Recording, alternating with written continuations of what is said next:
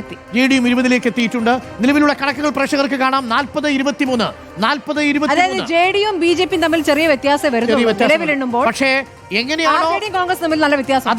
അതാണ് ഇതിനകത്തെ ഒരു പ്രധാനപ്പെട്ട കാര്യം. മഹാഗഠബന്ധനിൽ കോൺഗ്രസിന്റെ പിന്തുണ RJDക്ക് കിട്ടിയിട്ടില്ല. 40-ലേക്ക് കുതിക്കുകയാണ് NDA. 40-ലേക്ക് കുതിക്കുമ്പോൾ മഹാഗഠബന്ധൻ 23-ൽ നിൽക്കുന്നു എന്നുള്ളതാണ്. പോസ്റ്റൽ ബാലറ്റിൽ വ്യക്തമായ മേധാവിത്വം തുടക്കത്തിൽ BJP JDU-വിനുണ്ട് എന്നുള്ളതാണ്. ഇനി BJP JDU എന്ന് തന്നെ പറയാം. കാര്യം BJP ആണ് മുന്നിൽ 19, JDU 17.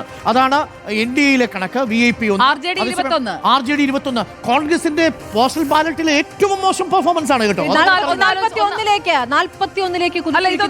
നോക്കൂ. ആ കൂട്ടുകാരൻ ഒന്ന് ഒരു ഇമ്പാക്ട് ഉണ്ടാക്കിയില്ല. 17 പിടിച്ച JDU-വിനും 19 പിടിച്ച ബീഹാർ നല്ല കൂട്ടുകാരൻ. BJP നല്ല കൂട്ടുകാരനാകുമ്പോൾ മഹാഗഠബന്ധനിൽ RJDക്ക് പിന്തുണ കൊടുക്കാൻ കോൺഗ്രസിന് കഴിയുന്നില്ല.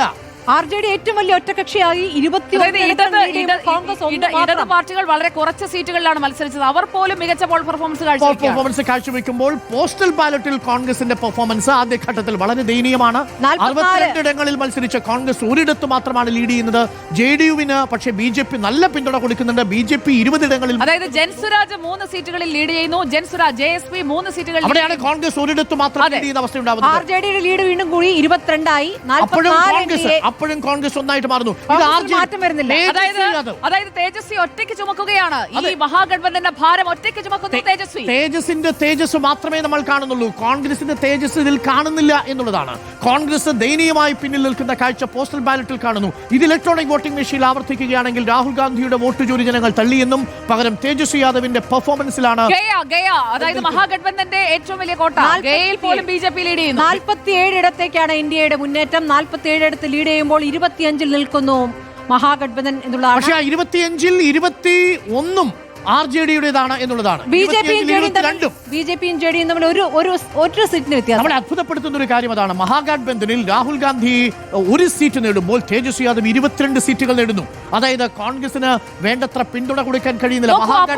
നോക്കൂ 47-ൽ 21 ആ കൂട്ടുകാർ ഒക്കെ ചങ്ങാതികളെ പോലെ നിൽക്കുകയാണ്. 21 എന്ന് പറയുമ്പോൾ നിതീഷ് ആണ് മുഖ്യമന്ത്രി. നിതീഷിനെ സമ്മതിക്കേണ്ടി വരും. നിതീഷ് മുഖ്യമന്ത്രിയാണെന്ന് സമ്മതിക്കേണ്ടി വരും. അതിലേക്ക് കൂടി കാര്യങ്ങൾ എത്തുകയാണ്.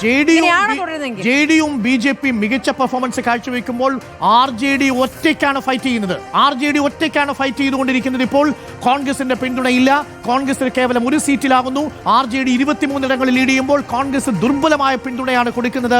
രാഹുൽ ഗാന്ധിയും തേജസ്വിന്റെയും കോംബോയിൽ തേജസ്വിയുടെ പെർഫോമൻസിൽ മാത്രമാണ് ഇപ്പോൾ മഹാഗഠബന്ധൻ മുന്നോട്ട് ചലിച്ചുകൊണ്ടിരിക്കുന്നത്.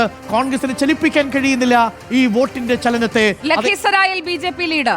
പലയിടങ്ങളിൽ നിന്നും വരുന്ന വിവരങ്ങൾ. ജൻസുരാജ് പാർട്ടി കോൺഗ്രസിനേക്കാൾ ലീഡ് ചെയ്യുന്നു.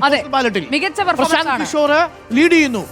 LJP-ക്കുണ്ട് കൂടുതൽ വോട്ട് BJP-യേക്കാൾ, കോൺഗ്രസിനേക്കാൾ. 47 ഇടത്തേക്ക് 50 ഇടത്തേക്ക് NDA മുന്നേറ്റം.